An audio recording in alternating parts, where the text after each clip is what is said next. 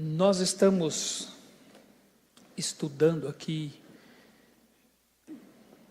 como eu falei para os irmãos nas nossas aulas anteriores, sobre o coração humano, aquilo que a palavra do Senhor fala a respeito de nós, naquilo que é o nosso interior, né, a nossa parte imaterial. Nós vimos que a Bíblia usa muito esse termo, né, o termo coração. E eu disse para os irmãos que em cerca de 800 passagens na Bíblia o termo coração aparece. E esse termo, ele na sua maioria, na grande maioria, para não dizer todas as passagens, está se referindo àquilo que nós somos por dentro. O nosso ser de fato, quem nós somos, a nossa realidade. Porque a nossa parte imaterial habita nessa parte material que nós chamamos de corpo. As nossas expressões, os nossos sentimentos, desejos, emoções, os nossos pensamentos, tudo se refere à nossa parte imaterial e se expressam por meio deste corpo aqui.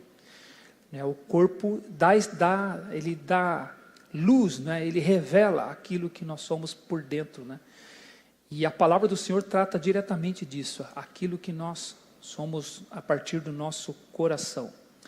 E é a nossa grande necessidade. Eu entendo que a grande necessidade é a transformação a partir do coração.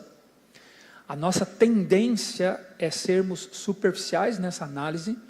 Nossa tendência é olhar os nossos atos, é conferir os nossos atos, e sem nos perguntar por que nós cometemos tais atos?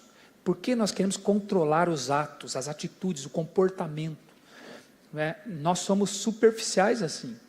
O povo de Israel se tornou assim, de uma forma muito evidente, e eles passaram a cuidar dos seus atos exteriores. É por isso que o farisaísmo se tornou tão popular nos dias de Jesus, e se tornou um modelo de vida espiritual para eles. Eles olhavam para os fariseus, eles olhavam para o farisaísmo e viam naquilo a verdadeira religião. O povo olhava para aqueles homens e diziam: puxa, eles de fato são crentes, eles de fato obedecem a Deus, eles de fato são verdadeiros.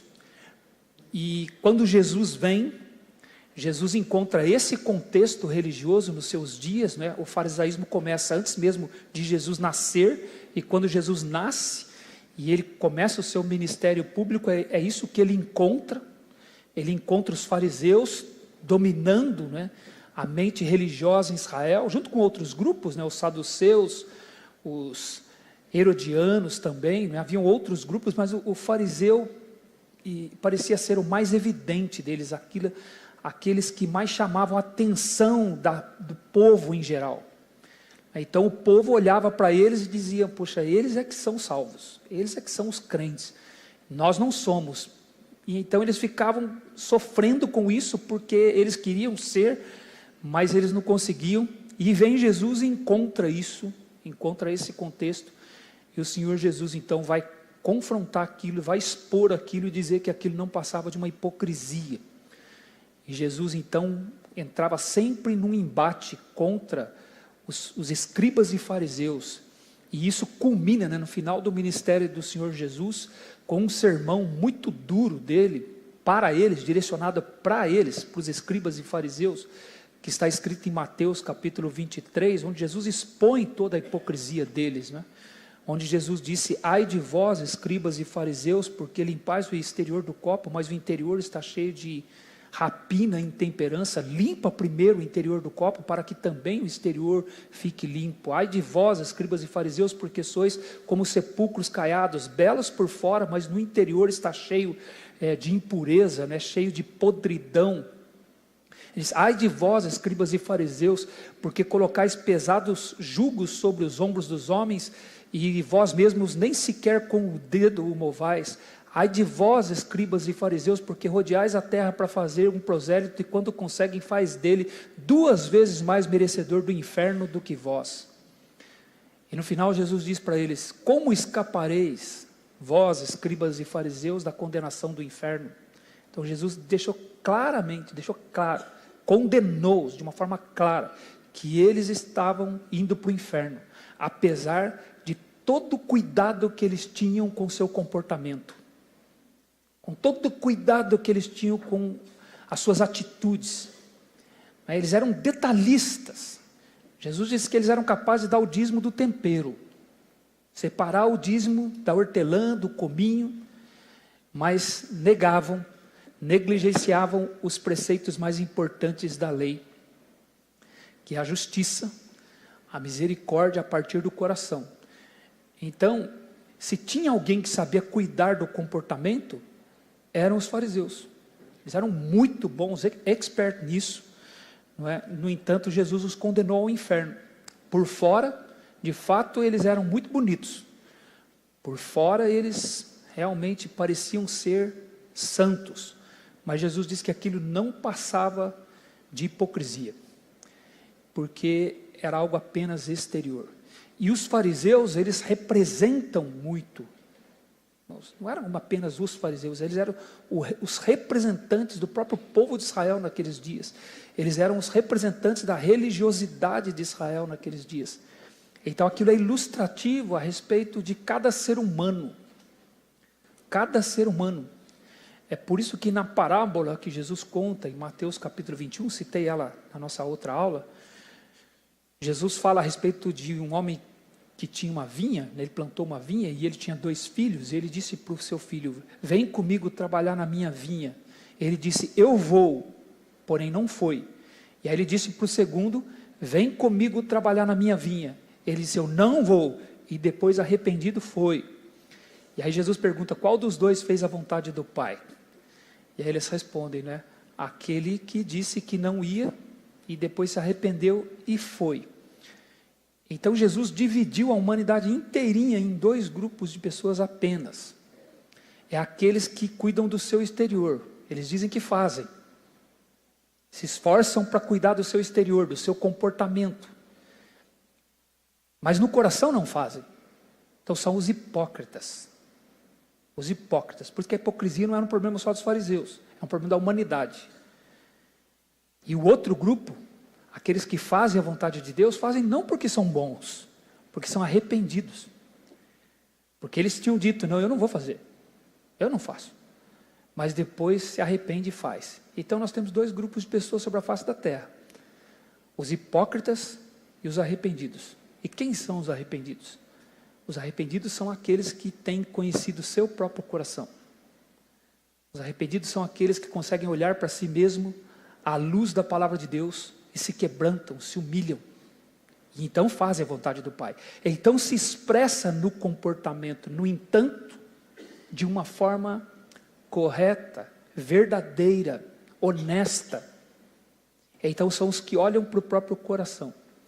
Então quando a gente se volta para a palavra do Senhor, é isso que nós queremos, que ela fale ao nosso coração. O Luiz Paulo leu aqui o texto de Lucas capítulo 24, quando Jesus encontrou-se com os discípulos a caminho de Emaús, e Jesus expunha a palavra para eles, expôs a palavra do Senhor para eles, e eles então concluem, porventura não nos ardia o coração, quando ele nos falava e nos expunha as Escrituras? Porque o alvo da Escritura é coração, irmãos. Nós não estamos aqui para ensinar você a controlar seu comportamento. Nós não estamos aqui para dizer o que você tem que fazer. Nós esperamos que você tenha uma ação sobre o seu comportamento. Nós esperamos isso. Nós devemos esperar isso a respeito de nós mesmos. Mas não é esse o nosso papel. Não é? A igreja existe para se voltar para a palavra do Senhor e para que a palavra do Senhor fale aos corações, exponha corações, para que ela mostre para nós o que nós somos por dentro, para que nós possamos viver em constante arrependimento, em constante quebrantamento, cabisbaixos, satisfeitos, alegres, gratos a Deus por Ele ter salvado a nós, mas ao mesmo tempo cabisbaixos, no sentido de que reconhecemos quem nós somos. Por isso também Jesus conta uma parábola em Lucas capítulo 18, a partir do versículo 9, dizendo que 2 homens foram ao templo para orar. E um orava de si para si mesmo, este era fariseu. Orava de si para si mesmo, dizendo: graças te dou, ó Deus, porque não sou como os demais homens, roubadores, injustos, adúlteros. Nem sou como este publicano aqui. Eu jejuo 2 vezes por semana e dou o dízimo de tudo quanto ganho. Veja, uma oração de si para si mesmo, exaltando seus feitos, exaltando seu comportamento. Mas o outro permanecia de longe e sequer ousava levantar os olhos aos céus. Mas de cabeça baixa, apenas batia no peito, dizendo: Senhor, sê propício a mim, porque eu já enxerguei meu coração. Eu sou um pecador. Eu enxergo o meu coração. Então, ser propício a mim, pecador, no ato de bater no peito, era lamento, tristeza consigo mesmo. Então, eu penso que nós precisamos aprender a ter esse tipo de tristeza saudável. Essa boa tristeza, todo crente tem que ter. Por isso que a segunda carta aos Coríntios, no capítulo 7, versículo 10, diz que a tristeza, segundo Deus, a ninguém traz pesar, porque a tristeza que conduz ao arrependimento para a salvação, mas a tristeza segundo o mundo produz a morte. Então tristeza existe, irmãos. Tanto o salvo quanto o não salvo são tristes nesse sentido, mas porque reconhece o seu pecado diante de Deus, lamenta por ele, é arrependido e então é salvo. O outro, uma tristeza das consequências do pecado sem saber o que fazer com ele, e então isso conduz à morte, e conduz à morte eterna. Por isso também Jesus disse: bem-aventurados os humildes de espírito, porque deles é o reino dos céus. Porque eles olham para o seu coração e dizem: não tem nada aqui. Aqui não tem nada para Deus.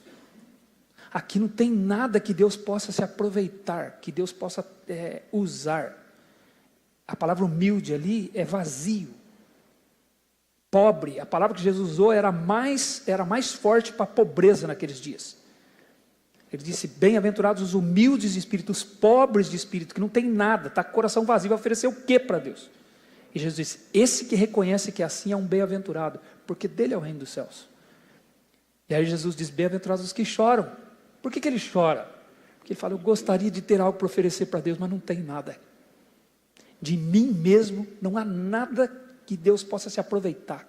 Então ele chora, ele lamenta. Olha o lamento santo, tristeza que conduz à salvação. Ele disse: bem-aventurados os que choram, porque serão consolados. Irmãos, nós nos pegamos muitas vezes chorando, muitas vezes. Eu não estou falando do choro de chegar a escorrer lágrima. O coração muitas vezes chora. Muitas vezes nós lamentamos. A pergunta que nós temos que fazer é: quanto desse lamento é por causa de nós mesmos? Quantas vezes eu choro por minha causa mesmo, no sentido de que eu deveria oferecer para Deus mais do que eu tenho oferecido, e não tenho condição de oferecer, e só posso oferecer se for pela graça dele. Quanto do nosso lamento é por isso? E é isso que a palavra do Senhor trata conosco, é isso que ela fala ao nosso coração, ela nos molda nesse sentido, né? Então, quando nós nos voltamos para a palavra do Senhor como um espelho, é a nós mesmos que nós vamos enxergar. E como eu disse nas nossas primeiras aulas, a paisagem não é bonita, a paisagem não é agradável, mas extremamente necessária, porque nós somos cheios de justiça, cheios de autojustiça, cheios de razão, cheios de argumento. E quando eu volto para a palavra de Deus, sou eu e Deus, não tem mais ninguém. Eu e Deus. Ninguém mais pode ser colocado diante de nós. É por isso que eu entendo, quando Isaías teve aquele encontro lá, Deus fez a pergunta: a quem enviarei? Quem há de ir por nós? Isaías só pôde dizer: Senhor, eis-me aqui, envia-me a mim. Sou eu e o Senhor. Se o Senhor está perguntando, eu vou apontar para quem? Eu vou colocar quem no meu lugar? Não é só eu e o Senhor. E o Senhor está fazendo a pergunta, eu já sei a resposta. Eis-me aqui, envia-me a mim. E o Senhor fez essa pergunta logo após o Senhor ter tratado com o coração de Isaías. Lidou com o coração dele, mostrou para ele quem ele era. E ele se arrependeu, se quebrantou. Então o serafim, com uma tenaz, tirou uma brasa viva do altar, tocou os lábios dele, de onde saía a impureza do seu coração. Porque ele diz: eu sou um homem de impuros lábios, habito no meio de um povo de impuros lábios. Então, com aquela tenaz, ele tocou os lábios de Isaías e disse: perdoados são os teus pecados, porque você viu quem você é, e você se arrependeu de quem você é. Então, irmãos, arrependimento não é arrependimento das coisas que eu faço. Arrependimento é porque as coisas que eu faço mostram quem eu sou. Tem que se arrepender de quem você é. Não é das coisas que você faz. Quando você se arrepende só das coisas que você faz, você vira um hipócrita. É uma hipocrisia. Então o arrependimento é anterior a isso. Ele vai lá na base, ele vai lá no alicerce do coração. E é por isso que aquele homem batia no peito e disse: sê propício a mim. Não porque eu andei fazendo umas coisas aí que eu sei que desagradam ao Senhor. Não, aquelas coisas que eu andei fazendo que eu sei que desagradam ao Senhor, revelou que eu sou um pecador. É o que eu sou que é o problema. Irmãos, e quando o problema é o que eu sou, o que é que eu posso fazer? Se é comportamento, eu consigo mudar. Eu consigo enganar vocês. Eu consigo colocar uma capa, eu consigo colocar um rótulo, nós conseguimos enganar uns aos outros. Quando o problema é o nosso comportamento, a gente consegue. Os fariseus conseguiam. Os escribas conseguiam. Só Jesus conseguiu enxergar o coração deles. Ninguém mais. Porque eles conseguiam. Então, se o problema é o comportamento, a gente consegue. Mas agora, quando o problema é o que está por trás do comportamento, é o eu, é o ego, quem que consegue? Você consegue? Jeremias 13, 23 diz assim: pode o etíope mudar a cor de sua pele? Ele pode ou não pode? Pode mudar? O leopardo pode mudar a cor de suas manchas? Pode ou não pode? Aí diz: então poderíeis vós fazer o bem, estando acostumados a fazer o mal. Você consegue mudar a si mesmo? Você consegue? Nós não conseguimos. Se eu disser que consigo, é hipocrisia. E então eu tenho que depender de quem? Eu tenho que depender do Senhor. Eu não posso. A minha maior necessidade é algo que eu não posso fazer. E por isso que é por graça. É por isso que nós cremos na soberania de Deus no processo da salvação. Porque o homem nada pode fazer. Ele é totalmente depravado. Ele não pode fazer nada. Ele é o que é e não consegue mudar a si mesmo. Não consegue. Então ele precisa da graça de Deus. A graça que é irresistível transforma e torna ele uma nova criatura. Por isso que se alguém está em Cristo, não aprendeu a fazer coisas novas. Ele é uma pessoa nova, não é isso que nos diz 2 Coríntios capítulo 5, versículo 17? Aquele que está em Cristo é nova criatura. As coisas velhas passaram, eis que se fizeram novas. Ele é alguém novo. Então ser crente não é fazer coisas, irmãos, é ser alguém. É ser alguém. Ponha um pecador no meio dos crentes, e ele vai aprender a ser como os crentes, vai imitar os crentes, vai fazer até melhor que muitos crentes. Até melhor. Mas ele nunca foi crente. Ele nunca reconheceu suas mazelas. Nunca reconheceu sua miserabilidade. Nunca. Então quando nós nos voltamos para a palavra do Senhor, é isso que nós vamos encontrar. Ela expondo isso a respeito de nós.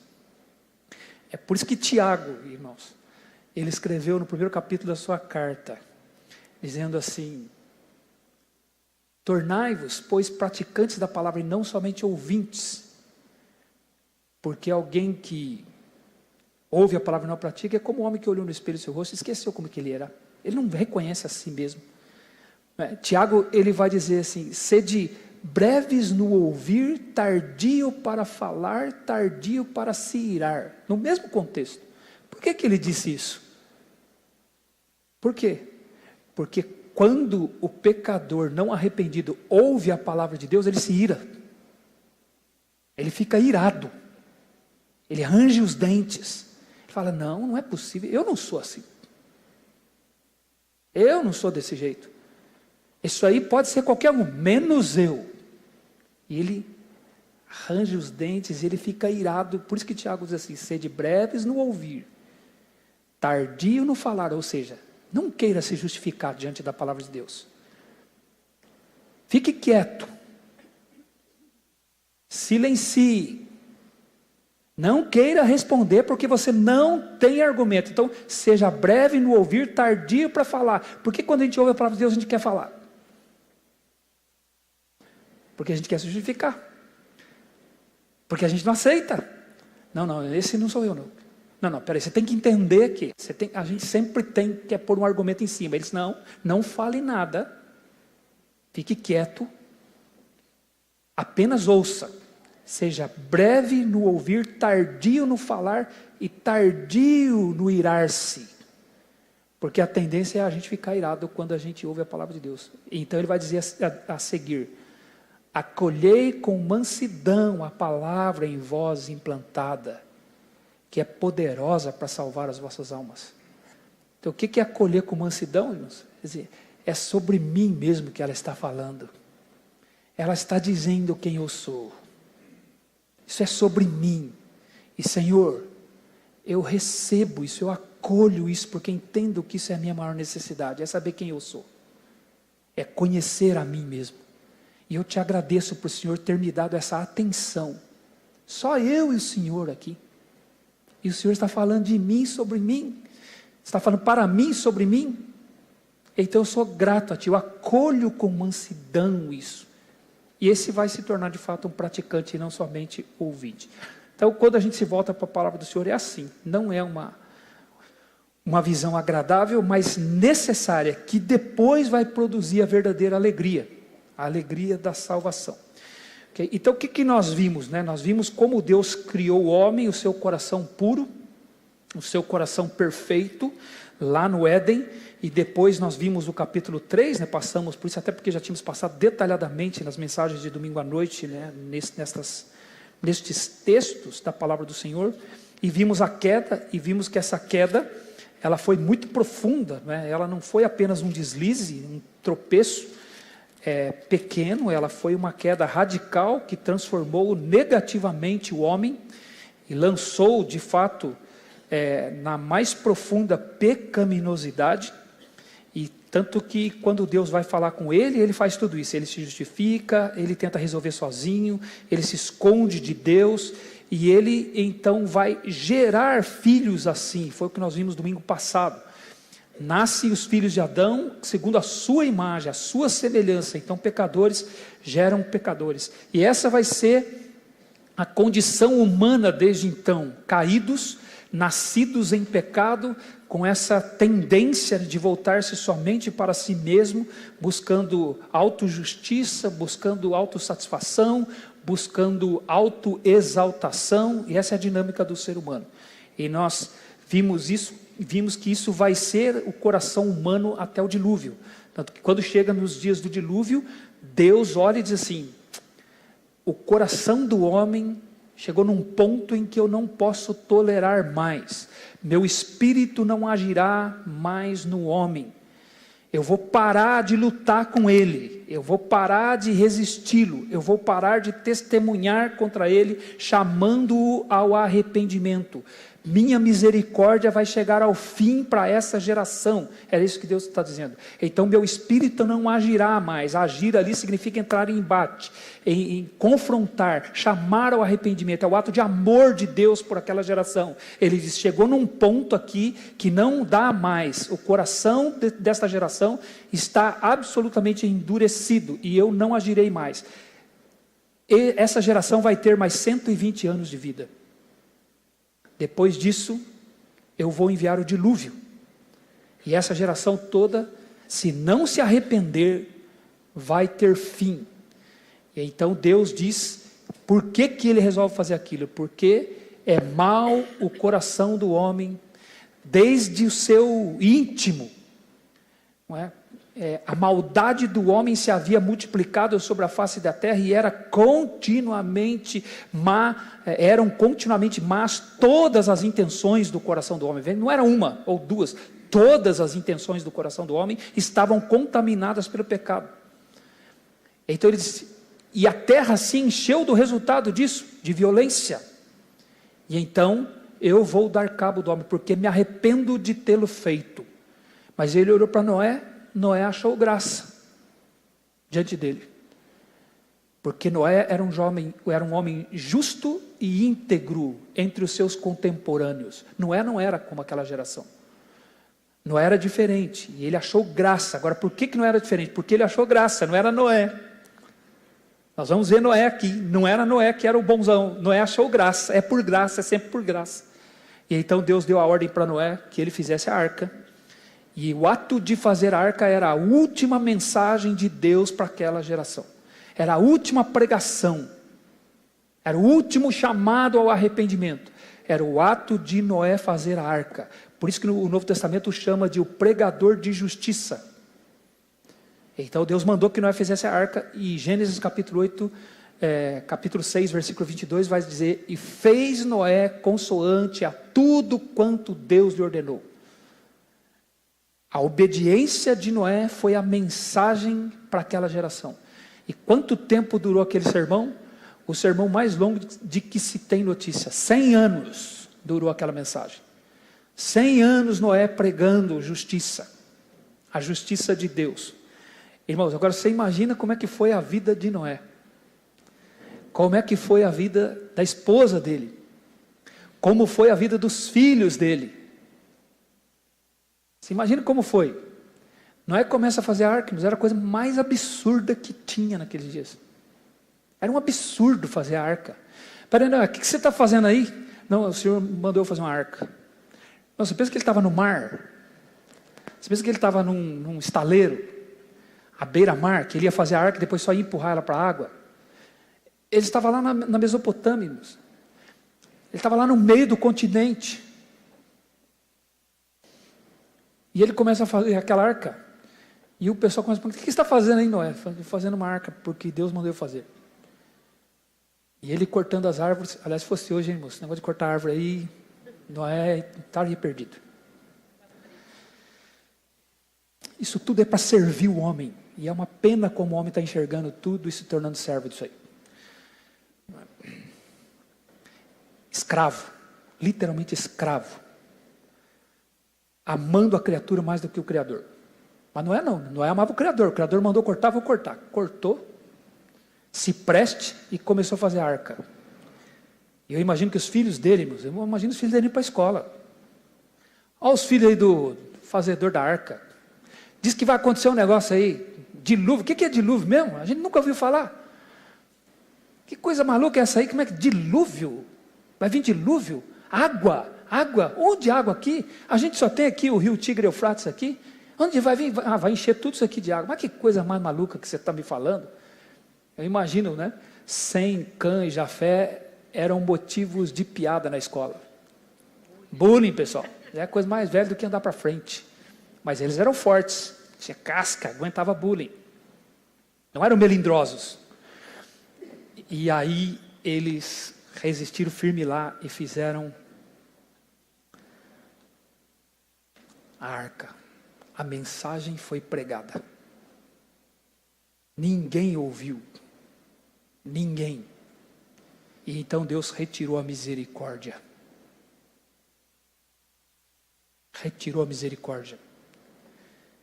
E o dilúvio veio. Toda aquela geração, irmãos, alguns dizem que é possível que aquela geração era tão numerosa quanto a população do mundo hoje. Hoje. Nós somos hoje 8 bilhões de pessoas no mundo. Porque você imagina, eles viveram até 900 anos.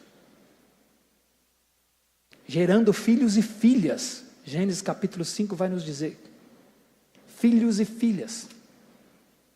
Então a população era enorme no mundo, enorme, mas haviam apenas 8 arrependidos. 8 arrependidos. Noé, sua esposa, seus 3 filhos e suas 3 noras, e isso por graça e misericórdia do Senhor. Então o Senhor retirou a misericórdia, o dilúvio veio e os levou a todos, como a Bíblia nos diz. Foram poupados somente a família de Noé e os animais que o Senhor colocou dentro da arca. E então aquilo durou 1 ano, Noé fica 1 ano dentro da arca, e depois ele sai, porque o Senhor se lembrou de Noé, as águas do dilúvio baixaram, o Senhor fez uma aliança com Noé, e mandou que ele saísse da arca, e Noé sai da arca. E aí nós temos o capítulo 8 de Gênesis. Abra aí, por favor, Gênesis capítulo 8.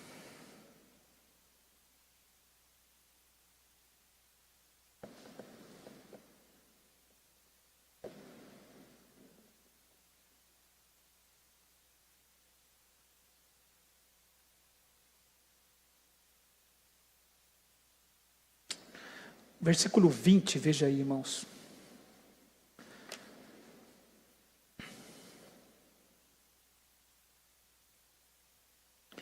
Diz assim: levantou, quando Noé saiu da arca, levantou Noé um altar ao Senhor, e tomando de animais limpos e de aves limpas, ofereceu holocaustos ao Senhor.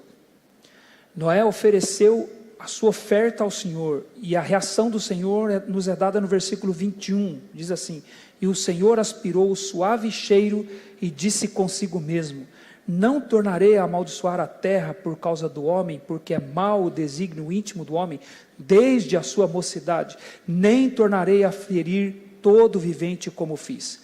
Veja, Noé ofereceu a sua oferta, e o Senhor aspirou a sua oferta como um cheiro agradável. Deus se agradou da oferta de Noé, como havia se agradado da oferta de Abel. É a mesma expressão aqui, né? O Senhor se agradou, a mesma ideia aqui, né? O Senhor se agradando da oferta de Noé, ele aspirou aquilo como um cheiro prazeroso para ele, como havia feito com a oferta de Abel. Agora, irmãos, às vezes, abrindo um parêntese aqui para uma nota explicativa, né? Às vezes nós afirmamos assim que Deus rejeitou a oferta de Caim, porque Caim não trouxe um animal, Caim trouxe do fruto da sua lavoura, e que ele deveria ser obediente ao Senhor e ter trazido um animal, porque Abel, Deus se agradou dele, ou seja, do coração dele, e se agradou da sua oferta. Então 2 coisas ali agradaram o Senhor: o coração de Abel e a sua oferta. E quando ele olha para Caim, ele não se agrada de Caim e de sua oferta. Então ele não se agradou do coração de Caim e da oferta de Caim. E aí alguns dizem assim: não, o problema de Caim não foi a oferta. Até porque depois Deus vai pedir do fruto do campo também. E o problema de Caim foi o coração dele, não é isso que o texto diz. O texto diz que Deus não se agradou do coração dele e da oferta dele. Caim tinha que ter trazido um animal. E aí nós sabemos, né? Qual era o ofício de Caim? O que a Bíblia diz sobre o ofício de Caim? Caim era o quê? O que ele fazia da vida? Ele não era lavrador?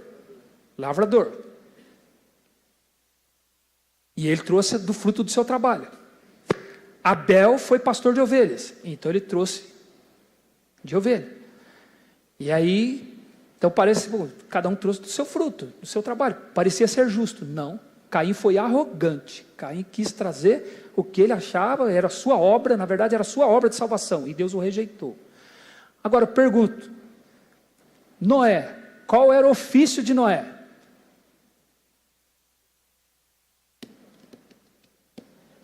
Quer ver? Abra aí o capítulo 9, versículo 20.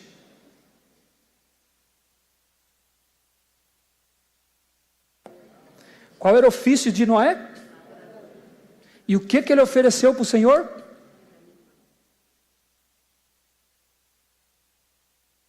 Por que Noé não trouxe o fruto da terra? Por quê? Por que Noé não fez igual Caim? Porque Noé não era igual a Caim. Caim era um ímpio, incrédulo, cheio de autojustiça. Não era do mesmo ofício dele, mas Noé sabia o que o Senhor queria. O Senhor quer o sangue para perdoar o pecado o sangue do inocente tem que ser derramado. E Noé entendeu isso. Eu sou um pecador que carece da misericórdia e do perdão do Senhor. E então o Senhor pede que eu entregue um animal inocente no meu lugar. E ele então sacrificou animais. E o Senhor recebeu aquilo como um cheiro agradável, diferente da oferta de Caim. Apesar de ambos serem lavradores, a diferença é o coração de ambos. Noé entendeu. Então, com quem que nós estamos lidando aqui? Com o crente, com o salvo. Noé é salvo, é fruto da misericórdia do Senhor. Noé é perdoado pelo Senhor. Seus filhos, sua esposa, suas noras são perdoados pelo Senhor. Então, Deus se importa com o ato de obediência. Porque o ato de obediência surge, ele nasce num coração quebrantado, um coração contrito. Então ele nasce ali. Então aqui nós temos uma geração de salvos, de perdoados. Deus está recomeçando a humanidade, recomeçando com crentes, com salvos. Então eles haviam sido perdoados pelo Senhor. Mas Deus afirma aqui o coração deles. Veja, mesmo sendo crentes, mesmo sendo quebrantados, mesmo tendo sido tão obedientes ao Senhor, e ter resistido a tudo o que eles resistiram para obedecer ao Senhor, durante todo aquele tempo em que a arca foi construída, 100 anos, apesar disso tudo, Deus fala do coração deles aqui. Deus diz no versículo 21, o texto diz no versículo 21, e aspirou o Senhor o suave cheiro e disse consigo mesmo, não tornarei a amaldiçoar a terra por causa do homem, porque é mal. Olha, só tinha 8 irmãos, 8 crentes, e Deus olha para diz, é mal. Ele diz assim, era mal o coração daqueles que eu eliminei no dilúvio. Não é isso que Deus diz. Eu não vou tornar porque a eliminar o homem, porque já eliminei. Eles eram maus, eu os eliminei. Não é isso que o texto diz. Eu não tornarei a eliminar, porque ele ainda é mau.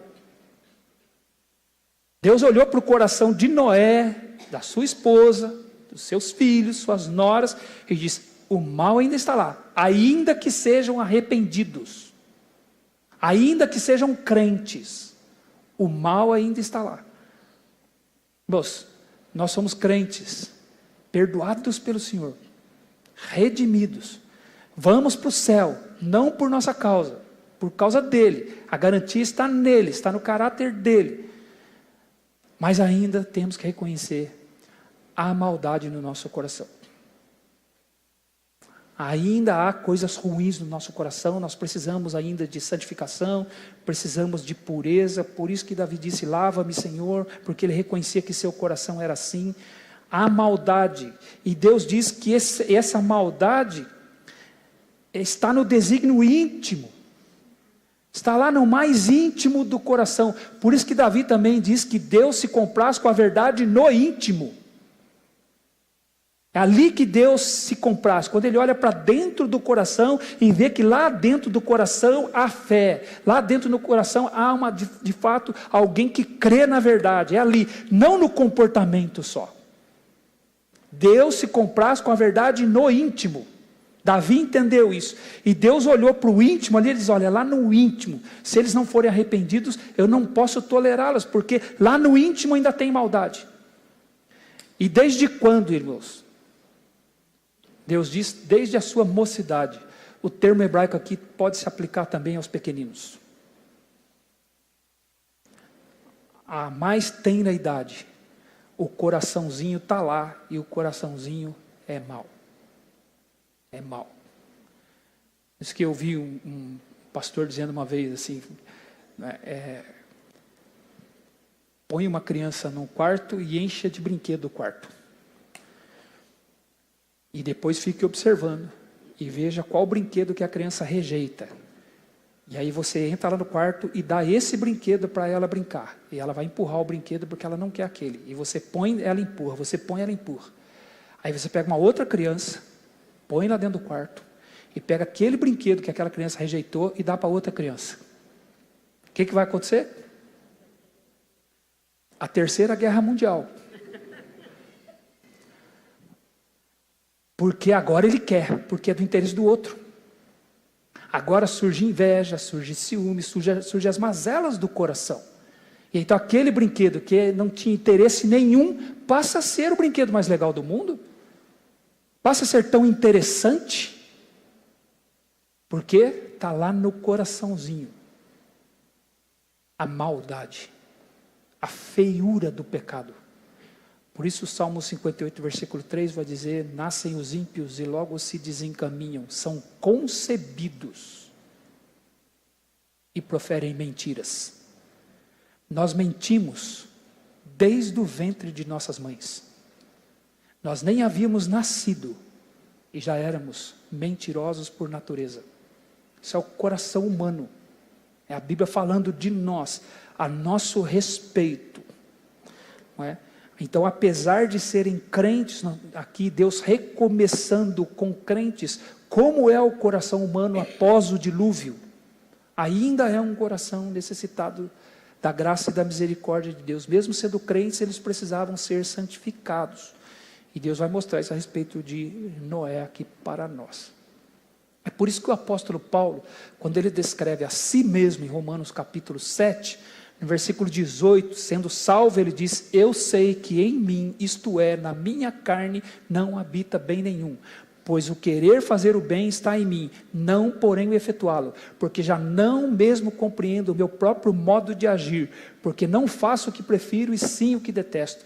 E se faço o que detesto, já não sou eu quem faz, mas o pecado que habita em mim. E ao querer fazer o bem, ao querer andar de acordo com a lei de Deus, vejo nos meus membros, isso é, no meu corpo, outra lei, que guerreando contra a lei da minha mente, me faz prisioneiro do pecado. Que miserável homem que sou, quem me livrará do corpo desta morte? Graças a Deus por Cristo Jesus que me amou e morreu por nós. É por Jesus mesmo, porque de nós, irmãos, é maldade sobre maldade, é miséria sobre miséria, somos de fato miseráveis. Mesmo sendo crentes, nós somos miseráveis, precisamos da graça do Senhor. E Deus é assim gracioso com Noé, e veja o que ele diz aqui, irmãos, versículo 22. Ele diz: enquanto durar a terra, não deixará de haver sementeira e ceifa, frio e calor, verão e inverno, dia e noite. Irmãos, convenhamos aqui a promessa do Senhor, né? Se muda aqui não vai acabar não, irmãos. Pode ficar tranquilo, não vai acabar. O homem até tenta destruir, ele afeta tudo porque ele é ganancioso mesmo, ele não sabe usar os recursos que Deus deu por graça comum. Como eu disse, a gente deveria saber usar isso aí, como a gente não sabe usar, como as pessoas não sabem usar, o homem tem que fazer leis de proteção, tem que fazer tudo isso, que é salutar, tem que acontecer mesmo. Mas por quê? Por causa da ganância do homem. Mas a razão que se diz para o problema, vai acabar, não vai acabar, pessoal. Não vai acabar. Sabe por quê? Quem vai destruir é Deus. O homem tenta, mas não vai conseguir. Deus prometeu aqui, enquanto houver vida na terra, o que vai acontecer? Está organizado isso aqui. Ô pastor, mas o calor que esse ano fez aí, estão falando aí que não faz 100 anos que não fez. Opa, então 100 anos atrás já fez. Isso aqui é cíclico, irmãos. Cíclico. Há de fato aí, o homem, por sua ganância e maldade, explorando tudo isso aí de uma forma sem consciência, sem saber o que está acontecendo, e pensa só em si, na sua própria geração, mas não vai acabar não, porque Deus está prometendo aqui, enquanto houver vida na terra, eu vou dar semente, vou dar ceifa, vou dar frio e calor. Às vezes dou mais frio, às vezes dou mais calor, mas vou dar frio e calor, verão e inverno. Eu dou, porque quem cuida disso aqui sou eu. E eu que estou reservando isso aqui para eu destruir quando eu quiser. É por isso que eu falo, por exemplo, quando eu ouço os homens falando assim, como eles não conhecem a Deus, a gente fica, eu lamento. Você não sabe o que você está falando. Por mais especialista que você possa ser, você não sabe o que você está falando. Porque nós interpretamos por aquilo que Deus nos diz. Agora, irmãos, não estou dizendo que a gente tem que sair por aí destruindo a natureza. Não, de jeito nenhum. O crente tem que ser mais zeloso ainda. A Bíblia diz que o homem que sabe cuidar das coisas que Deus deu para ele cuidar é sábio. Então a gente tem que ter consciência, obviamente, melhor do que a do ímpio. Mas os nossos motivos não são os do ímpio. Esse medo do ímpio, essas justificativas do ímpio, Para nós lamentamos. Não é assim. Então, quando eu falo para vocês que a gente ouve o mundo falando, às vezes dá aquela ira no coração, é por causa da interpretação errada, porque falta o conhecimento de Deus. E Deus daqui não vai acabar não. Pode ficar tranquilo que ainda você vai sentir muito calor nessa vida aqui, muito frio nessa vida aqui, vai experimentar verão, vai experimentar inverno, vai ver a semente cair no chão e brotando. Porque é o nosso Deus que cuida disso aqui. Se dependesse de nós, realmente a gente ia acabar com tudo. Mas Deus não deixa a gente acabar, porque Ele diz que é Ele que vai acabar. E aí, segunda carta de Pedro está dizendo que Deus está entesourando isso aqui, guardando para Ele destruir pelo fogo, porque Ele destruiu pela água e prometeu que não vai mais destruir pela água. Então Ele vai destruir pelo fogo, então Ele vai criar depois novos céus e nova terra. Okay? Então essa era a geração pós-diluviana, que Deus diz assim, e Deus vai nos dar o exemplo.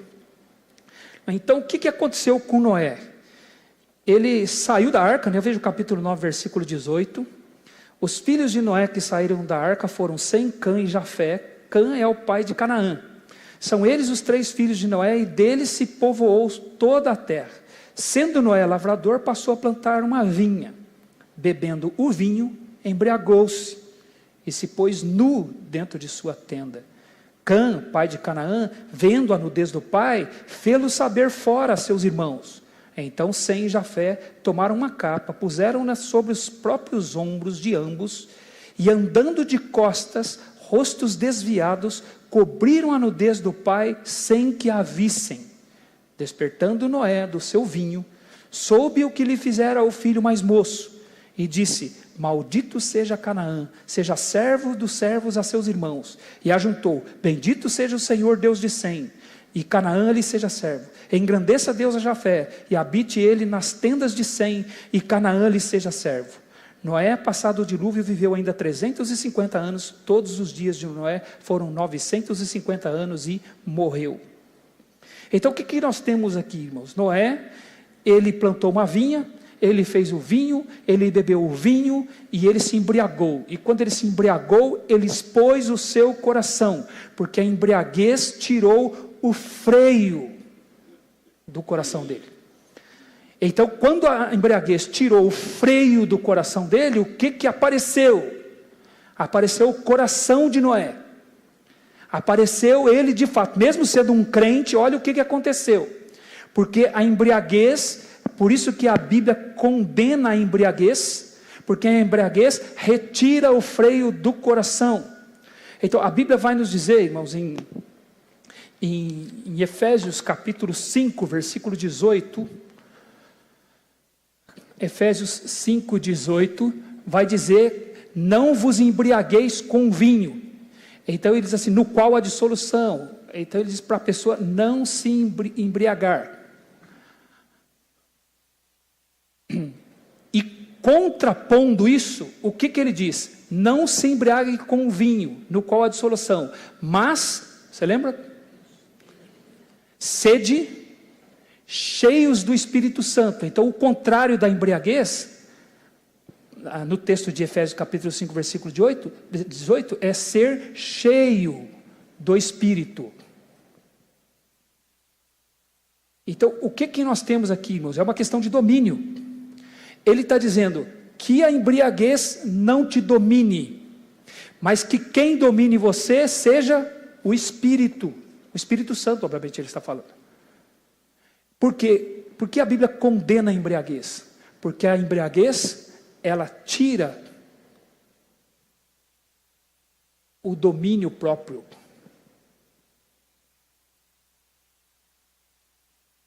E o que o Espírito Santo faz? O que o Espírito Santo faz com a gente, irmãos? O Espírito Santo dá o domínio próprio. O fruto do Espírito é amor, alegria, paz, longanimidade, bondade, benignidade, fidelidade, mansidão e domínio próprio. Então veja a ação do Espírito.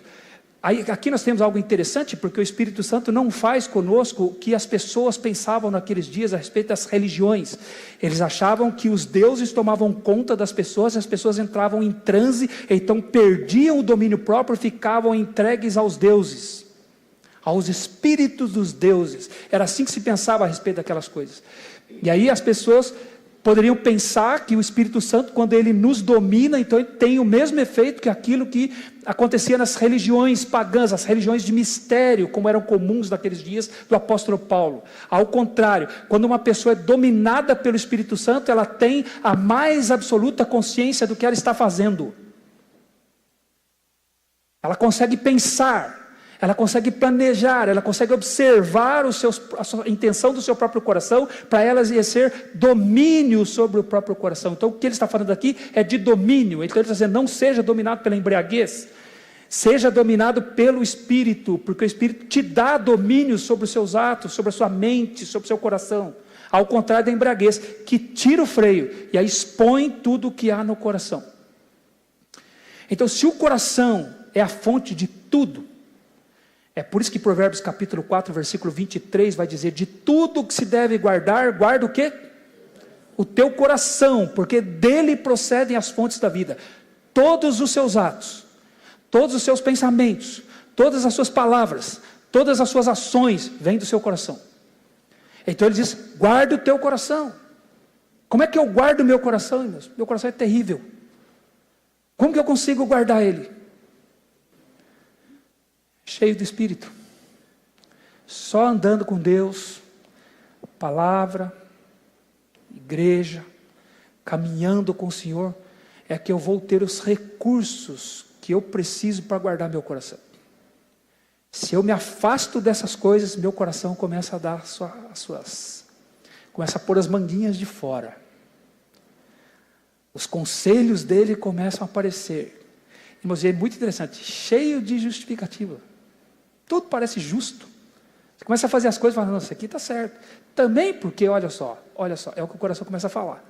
Você começa a encontrar um monte de justificativa para atender a si mesmo. Né? Então o coração precisa ser guardado e só pode ser guardado sob o domínio do Espírito Santo. Então o que aconteceu com Noé?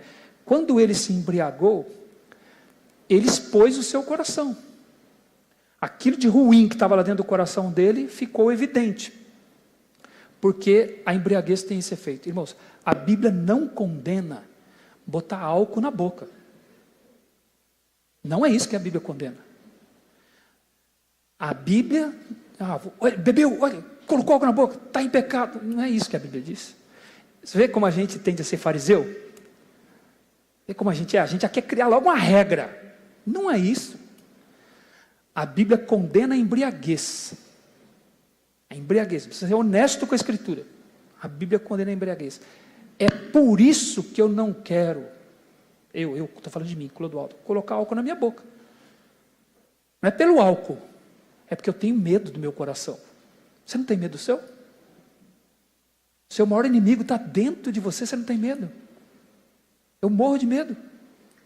Está dentro do meu coração, o meu problema. E se eu coloco bebida, ela vai tirando o freio. Aí meu coração começa a tomar conta. Foi o que aconteceu com Noé. Então a Bíblia nos diz que não é sábio ser dominado pelo vinho. Quer ver? Abra aí em Provérbios. Provérbios capítulo 20.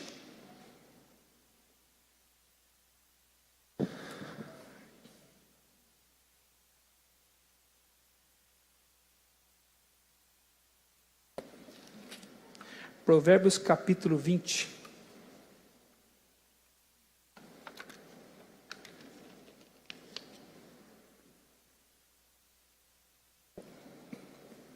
Veja o versículo 1. Ele diz assim: o vinho é escarnecedor e a bebida forte alvoroçadora. Todo aquele que por eles é vencido não é sábio. Pessoal, a embriaguez não é fruto da sabedoria. É por isso que vale a pena a abstinência. É claro que vale a pena. Ela é muito melhor. É sabedoria, a Bíblia está dizendo. Mas a Bíblia não está colocando como uma regra. Ela está dizendo, por causa do coração, é que é sábio a abstinência, não ser vencido pela bebida, é o que ele coloca aqui. Agora veja o capítulo 23. Veja o capítulo 23, a partir do versículo 29. Veja a sabedoria da palavra de Deus nos falando. Ele diz assim: para quem são os ais? Para quem os pesares? Para quem as rixas? Para quem as queixas? Para quem as feridas sem causa? Para quem os olhos vermelhos? Para os que se demoram em beber vinho, para os que andam buscando bebida misturada. Não olhes para o vinho quando se mostra vermelho, quando resplandece no copo e se escoa suavemente, pois ao cabo morderá como a cobra e picará como o basilisco. Os teus olhos verão coisas esquisitas e o teu coração, o que vai acontecer com o coração? Falará o quê? Coisa boa, irmãos? Sabedoria? O coração falará o quê? Perversidades. Serás como que se deita no meio do mar, e como que se deita no alto do mastro, e dirás: espancaram-me e não me doeu, bateram-me e não senti. Quando despertarei, então tornarei a beber. Olha o que ele coloca, é um ciclo vicioso, é vício mesmo, é vicioso. Traz os seus problemas, então ele faz uma série de perguntas aqui. Para quem são os ais? Para quem os pesares, as rixas, as queixas? Para quem as feridas sem causa? Ele coloca aqui, os olhos vermelhos. Para aqueles que se demoram em beber vinho. Então ele dá aqui, a palavra de Deus dá o conselho da sabedoria aqui, né? Não olhe para o vinho, não seja dominado por ele, não permita que cair dessa armadilha, dessa isca, quando ele se mostra no copo suave, quando ele escoa no copo. Porque o seu fim vai ser como ser picado por uma cobra. Não é como uma cobra, se você será mordido. E aí ele diz assim, os teus olhos vão começar a ver coisas. O que ele diz, você vai perder a sua livre consciência, o seu domínio próprio. E você vai começar a falar perversidades, irmãos. Vergonha. Só vergonha, porque vai expor o coração. O freio na consciência, irmãos, é um ato da misericórdia de Deus, mesmo para esse mundo caído. Mesmo esse mundo caído tem um freio na consciência. E a bebida forte, a bebida misturada, ela faz o quê? Tira o freio. E então o coração começa a falar. E ele fala coisas vergonhosas, coisas inconvenientes. E ninguém, irmãos, você vê que o homem, ele usa a embriaguez ou qualquer tipo de substância que tenha dominado a sua consciência, ele usa isso como uma justificativa para desculpar aquilo que ele fez. Ele quer se justificar dizendo, olha, eu estava embriagado, eu não estava na minha sã consciência. Agora eu pergunto, vai apresentar esse argumento para Deus? Apresenta esse argumento para o Senhor. O que o Senhor está dizendo aqui? Não, filho. Você estava na sua mais absoluta consciência, no sentido de queda. No sentido de ela ficar livre para se expor. Aquilo é você mesmo. Aquilo é quem você é. E o recurso que eu te dei para você lidar com isso, você eliminou quando você escolheu beber. Eu te dei o recurso para você lidar com isso, para colocar freio nisso, mas você escolheu abrir mão dele quando você escolheu beber, quando você escolheu fazer isso. Foi o que Noé fez. Noé bebeu e expôs o que tinha no coração dele.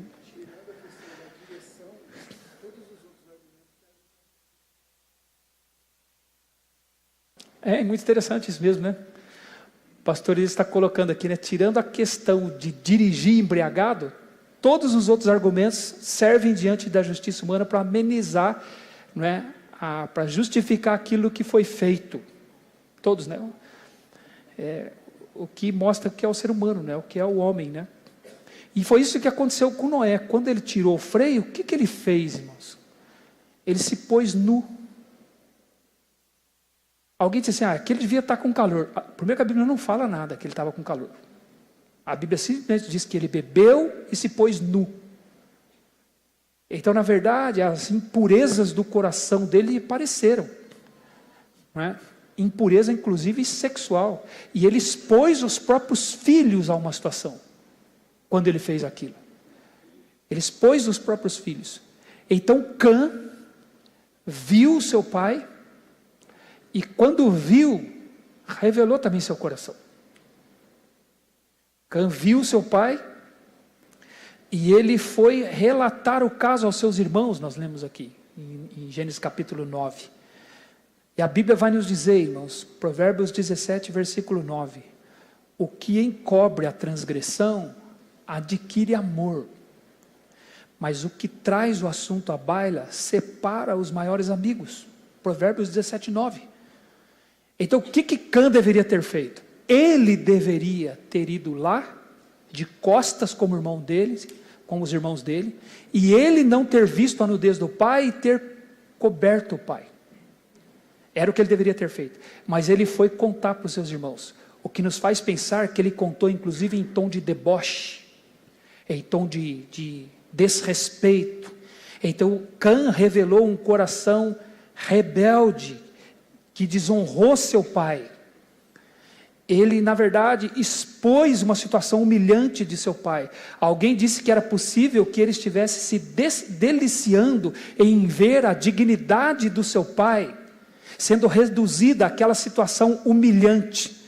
É possível que ele tenha gostado disso. É possível que ele tenha sentido prazer nisso e foi contar para os seus irmãos, achando que eles pensariam como ele, que eles teriam a mesma reação dele. Agora, irmãos, devo dizer aos irmãos,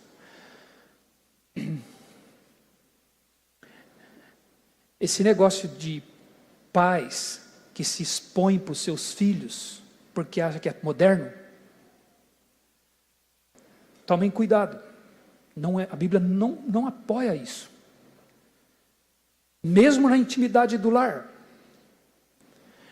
Porque aquilo que Noé fez com Cã e foi aprovado por Deus, demonstra a seriedade daquilo.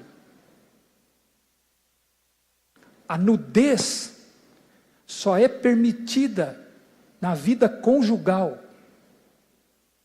É entre marido e mulher.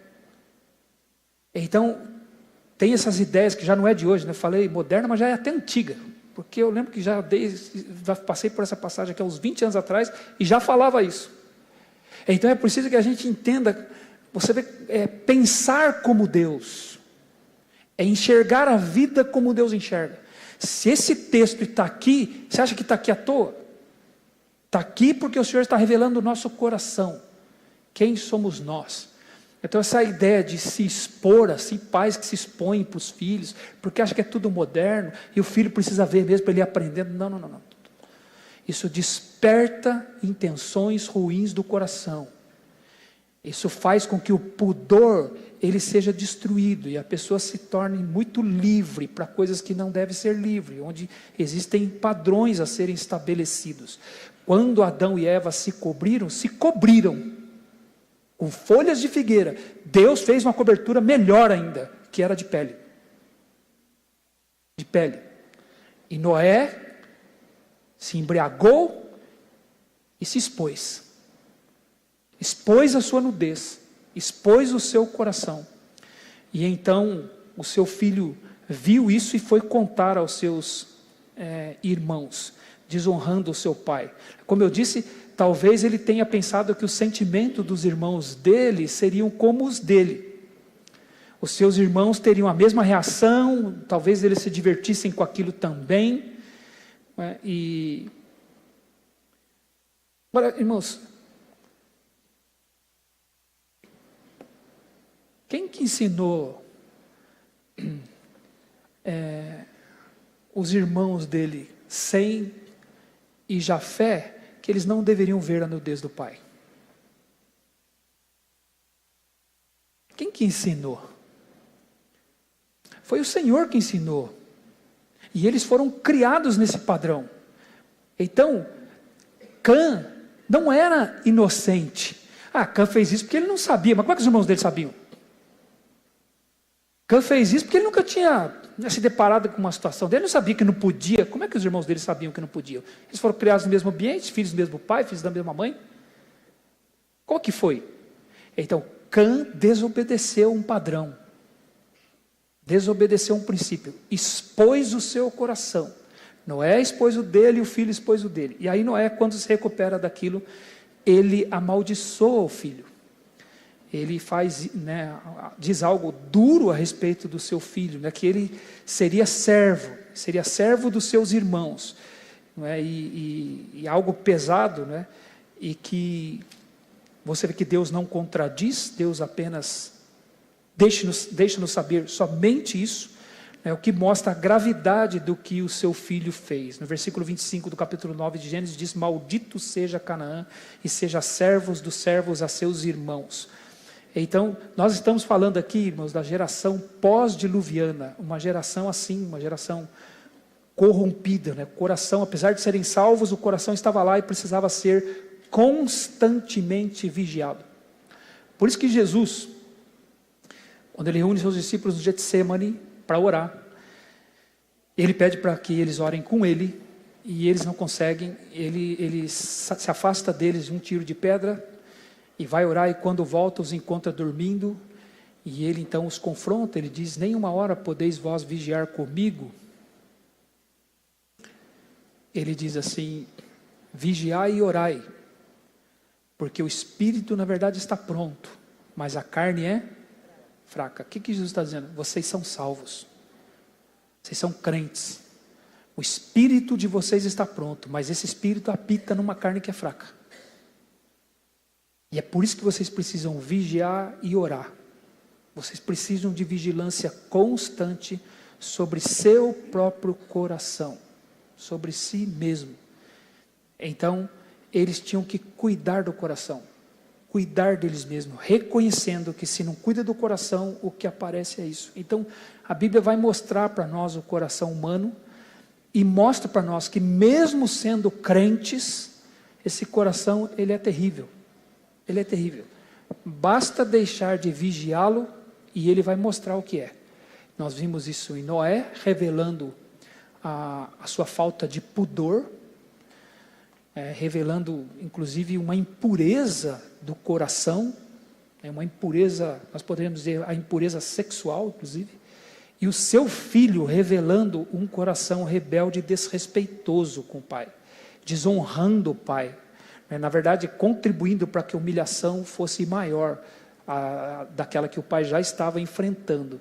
Então ele trouxe o assunto à baila, ele não encobriu a transgressão, como nos diz Provérbios capítulo 17, versículo 9. Agora, encobrir, irmãos, a transgressão, não significa que não tenha que ser dado um tratamento correto do pecado. Naquele caso ali, ele deveria ter só coberto o pai mesmo, seria o ato correto para ele fazer. Mas quando a Bíblia fala de encobrir a transgressão, não significa que nós não tenhamos que lidar com isso. Encobrir a transgressão, de fato, é uma demonstração de tratamento correto, à luz da palavra de Deus, com o pecado. É por isso que a Bíblia vai dizer no Novo Testamento que o amor, ele cobre multidão de pecados. O amor resolve, ele lida com o pecado. Ele não está falando aqui de esconder necessariamente, não era disso que ele estava falando, ok? É dar o tratamento certo ao pecado. É isso que a Bíblia quer dizer quando fala de encobrir a transgressão. Então o que vai acontecer aqui? Nós temos essa geração aqui de Noé, né, seus 3 filhos, que vão dar origem, né? São 3 famílias aqui que vão dar origem à população mundial novamente, eles vão povoar a terra, e nós vamos ter isso no capítulo 10 e no capítulo 11 de Gênesis. Então o que vai acontecer? Que eles vão povoar a terra, cada um, né, com a sua linhagem, mas no meio da linhagem de Cã, nós vamos ter a Torre de Babel, que vai demonstrar novamente o que é o coração humano, e nós vamos ver isso no domingo que vem. Então, apenas para os irmãos saberem, né, o capítulo 11 de Gênesis, ele não é uma sequência natural do capítulo 10. Okay? O capítulo 11 de Gênesis é um detalhe que está no meio do capítulo 10. Porque isso é o próprio estilo literário do livro de Gênesis. O que você tem nos 3 primeiros capítulos de Gênesis? Você tem Deus criando todas as coisas no capítulo 1. E o que o capítulo 2 faz? Ele volta lá no capítulo 1 para o 6º dia da criação e conta em detalhes o que aconteceu no 6º dia da criação. Como Deus criou o homem e como Deus criou a mulher. Mas o capítulo 1 já disse que ele havia criado o homem e a mulher.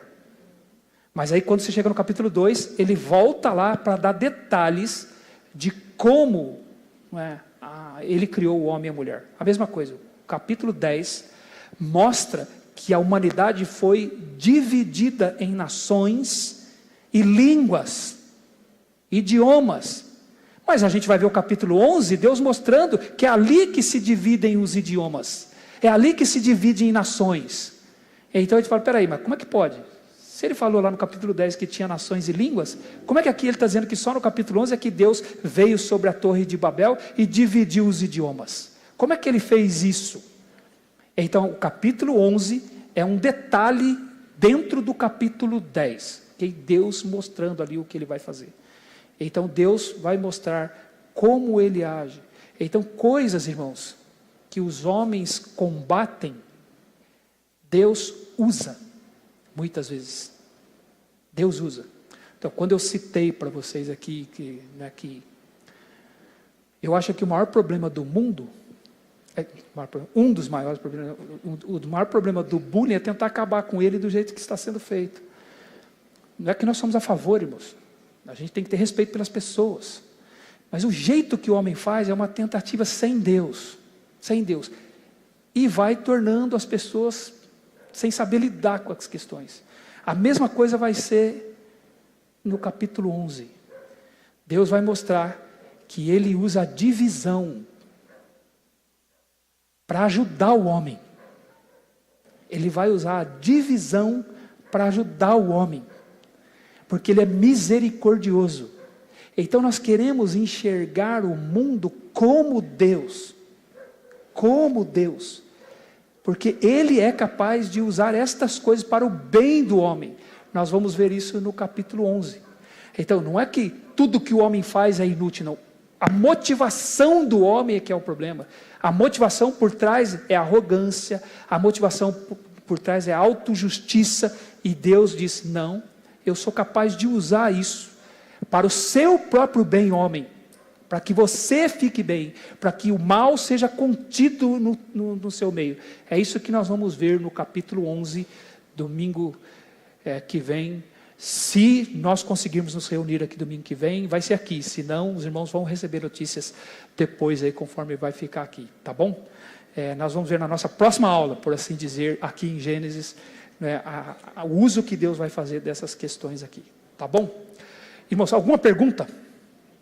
Está claro até aqui? Você concorda com isso? Pode dizer amém? Amém. Você concorda que seu coração é desse jeito, como foi exposto aqui? Amém? Concorda? Nós precisamos disso, irmãos. Que Deus nos exponha para nós mesmos como um ato da misericórdia dele, tá bom? Diga, irmã.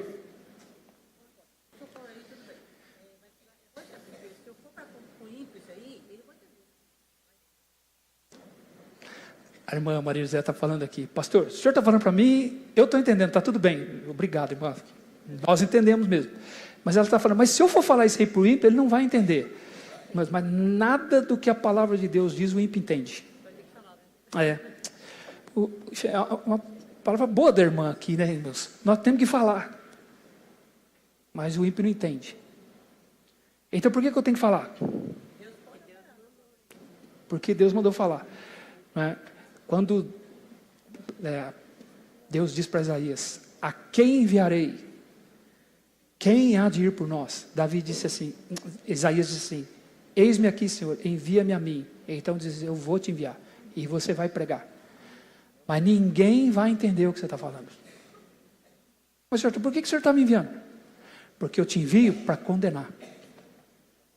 E quando eu quero, eu convenço de que o que você está falando é verdade e eu salvo. Então, a mesma mensagem, irmãos, condena o ímpio. A mesma mensagem salva o ímpio. Né? E não há nada na Bíblia que o ímpio entenda. Tudo é pela ação milagrosa do Espírito Santo. Atos capítulo 16 diz que Paulo pregava, Mas o Espírito de Deus abriu o entendimento de Lídia para que ela entendesse o que Paulo estava dizendo. Então é verdade, irmão. Nós vamos falar essas coisas para o ímpio, ele não vai entender nunca. Aliás, nada ele entende. A palavra da cruz é loucura para os que se perdem, mas para nós que somos salvos, poder de Deus. Eu entendo, você entende, não porque nós somos mais inteligentes que o ímpio. Nós entendemos porque Deus foi gracioso conosco. O ímpio não vai entender nunca mesmo, nada da Bíblia ele vai entender. É o poder de Deus que abre o entendimento do homem para que ele possa entender aquilo que é dito da palavra de Deus. Agora, irmãos, quando nós dizemos que ele não vai entender, não significa que nós não devamos fazer um esforço para que ele entenda. Não é sair por aí ofendendo, ô seu coração duro aí. Aprendi com o meu pastor lá domingo lá, seu coração é duro, hein, rapaz? Ô homem ruim que você é, desde que você nasceu, do ventre da sua mãe, você é mau. Não é sair ofendendo as pessoas, não é isso. Não é? Mas nós devemos dizer isso com sabedoria. A Bíblia diz que a nossa palavra tem que ser temperada com sal, aproveitando as oportunidades para falar aquilo que Deus nos manda falar. Então nós falamos com sabedoria, não sai machucando pessoas, não é? Nós entendemos pela graça e pela misericórdia do Senhor. Pela graça e pela misericórdia. Diz Marcos.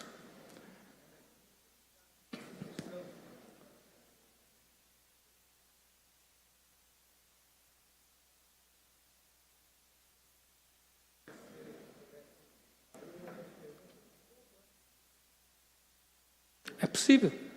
É possível. Okay? Os irmãos precisam... Uhum. Uhum.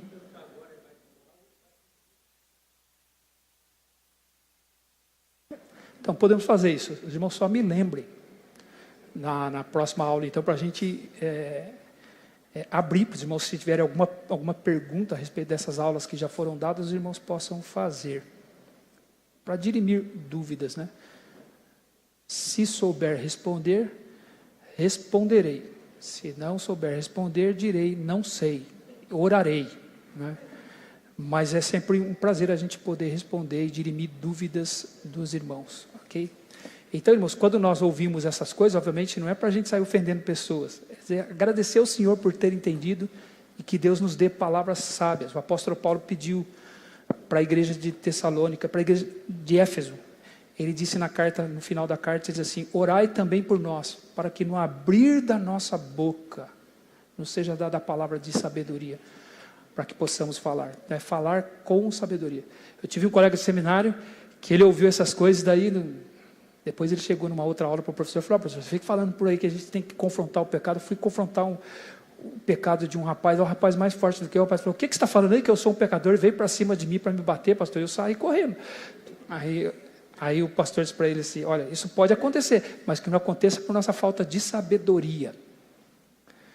Que aconteça pela verdade. A verdade de fato ofende, mas que seja a verdade e não a nossa falta de sabedoria. Que a nossa palavra seja temperada com sal, para que saibamos responder. Pedro disse, para que saibamos dar a razão da esperança que há em nós. Que a gente saiba falar. Amém? Vamos orar? Vamos agradecer ao Senhor por esse tempo aqui. Senhor Deus e Pai, nós queremos te agradecer, Senhor, pela tua palavra.